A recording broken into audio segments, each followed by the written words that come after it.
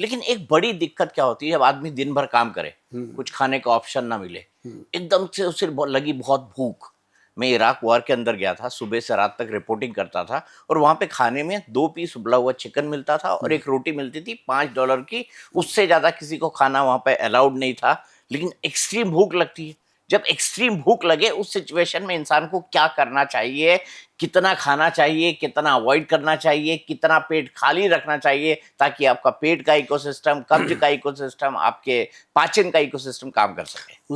उस समय ना चौरसिया जी, सबसे बढ़िया आपके जो दोस्त होते हैं वो होते हैं भुने हुए चने, चने के साथ गुड़।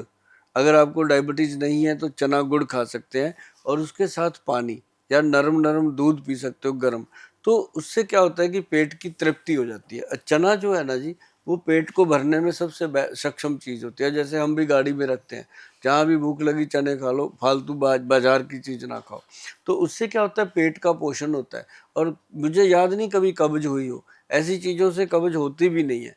और वो चीज़ें जो अब जैसे मान लो खाना आपको कम मिल रहा है, कहीं पता है कि वहाँ तो मिलनी एक चपाती है भाई, 2 मिलनी है ज़्यादा से, या तीसरी चपाती पैसे दे के भी नहीं मिलनी।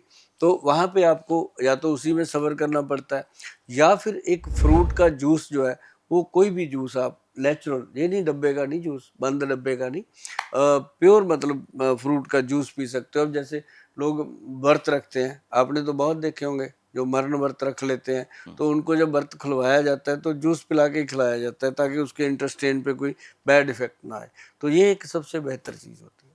मैं एक बात और आपसे जानना चाहता हूँ, मैं पढ़ रहा था कहीं पे कि हम जूते जो पहनते हैं ना, उसको एसी शोरूम से खरीदते हैं, हम्म। लेकिन खाना जो हम खाते हैं वो रेहड़ी ठेले पे सब्जियां जो बिकती हैं, पूरी गंदगी के साथ, पूरी गलती से बनी हुई। इस सोच को कैसे बदलें वैद्य जी? इसको इसके लिए तो आपको कोई रिवॉल्यूशन लाना पड़ेगा।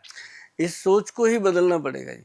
आदमी, ये बात आपकी बिल्कुल सत्य है, मोबाइल रखेगा लाख रुपए का, 1.5 लाख का, जब चाय पीनी है तो टपरी पे जाएगा, क्योंकि उसने पतीला धोया भी नहीं होता है ना। गन्ने का रस पिएगा तो उसकी रेडी को भी नहीं कहता कि इसको धो ले, जैसी चल रही है चल रही है। और वो रात को कहाँ जाके खड़ी कर रहा है, और कहाँ वो चीज़ें बन रही हैं, कैसे कैसे बन रही हैं। ये चीज़ बहुत इम्पॉर्टेंट है कि जो चीज़ हम मुंह में डाल रहे हैं, खासकर मुंह में, क्या बड़े बुजुर्गों ने कहा कि खाओ जो मन को अच्छा लगे, पहनो जो दुनिया को अच्छा लगे। तो जो खाना है वो मुंह में जब अपन डालते हैं, तो हमें सोचना पड़ेगा कि इसको खाने के बाद कहीं मोटी मोटी गोलियां तो नहीं खानी पड़ जाएंगी, टीके तो नहीं लगवाने पड़ जाएंगे, फूड पॉइजन तो नहीं हो जाएगी। लेकिन जब आदमी को भूख लगती है, वो सबसे पहले ये देखता है सस्ते थाली कहाँ मिलती है। कभी नहीं कहता कि अब कोई पागल थोड़ी है जो 5 स्टार में जाके चाय पीता है 500 रुपए का कप। वो अपनी जगह पे है। लेकिन जो रेडी फड़ी वाले पे पास खाना बनता है, आज आपके साथ बैठे हैं, तो बहुत ध्यान रखने की बात है। इसके लिए डिपार्टमेंट को अलर्ट होना चाहिए, ताकि उनको थोड़ा सा हाइजीनिक का। अब मैं अमृतसर गया जी, क्या बात है जी वहाँ खाने की। वहाँ जाके मुझे लगा कि लोगों को और कोई काम ही नहीं है, बनाने वालों को बनाने से बेल नहीं मिलती, खाने वालों को खाने से बेल नहीं मिलती। और कनक की रोटी मिलना वहाँ समझो कि बहुत मुश्किल बात है। कनक की रोटी मिलना, वहाँ सब मैदे की रोटी बन रही है।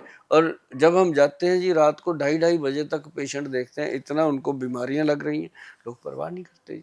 सुबह 8 बजे बैठते हैं, रात को 2:30 बजे तक 4-4 डॉक्टर बैठे हैं, तब भी पेशेंट आते रहते हैं रात को 2:30 बजे तक। चौरसिया जी कह देना आसान है। और वो मतलब लोगों को प्रॉब्लम इतनी है कब्ज की, पेट गैस की, और ये सारी चीज़ें मैदे से। अभी बातों में बात आई है कि मैदे का भोजन तो करना ही नहीं चाहिए। बड़े चटकारे ले लेके लोग नान खाते हैं। नान, हाँ। चूर चूर नान, हाँ। मैदे की हाँ। रोटियां, हाँ। बड़े बड़े होटल्स मैदे की रोटी आपको सर्व करते हैं, आपको नॉर्मल रोटी मिलती ही नहीं है। और मैदा आपके शुगर लेवल से लेके हर चीज को बिल्कुल रॉकेट की तरह बढ़ाता बढ़ाता है है ना जी। वैद साहब? हाँ। और पेट ऐसे फूल जाता है, बंदा परवाह ही नहीं करता, खाई जा रहा है। और जबकि सबसे बेहतर रोटी है कणक की रोटी। उसको किसी भी रूप में ले लो, मिस्सी रोटी भी चल सकती है। जैसे अब कह देते हैं कि उसमें मिस्सी रोटी भी वो नहीं जो अपने होटलों में सर्व होती है, वो तो एक अलग चीज़ है। लेकिन जो अपन मल्टी ग्रेन लेकर के उसको बनाते हैं, तो वो बहुत बेहतर चीज़ें हैं। अच्छा, एक बात और बताते हैं आपको कि जिन लोगों को बहुत ज़्यादा पेट और गैस की प्रॉब्लम रहती है, वो चोकर वाला आटा खाएं। छाने ना उसको, बिना छने उसकी रोटी बना के खाएं। और एक ज्यादा फाइबर होगा उससे। हाँ, फाइबर ज़्यादा होगा। और सलाद ज़रूर खाएं सुबह-सुबह 3-4 चीज़ों का, तो ये फाइबर से ही पेट साफ हो जाता है। मेरे पास बहुत पेशेंट आते हैं जैसे, जो कहते हैं गुल साहब हमने अपने कब्ज़ को अपने आप कंट्रोल में रखा हुआ है।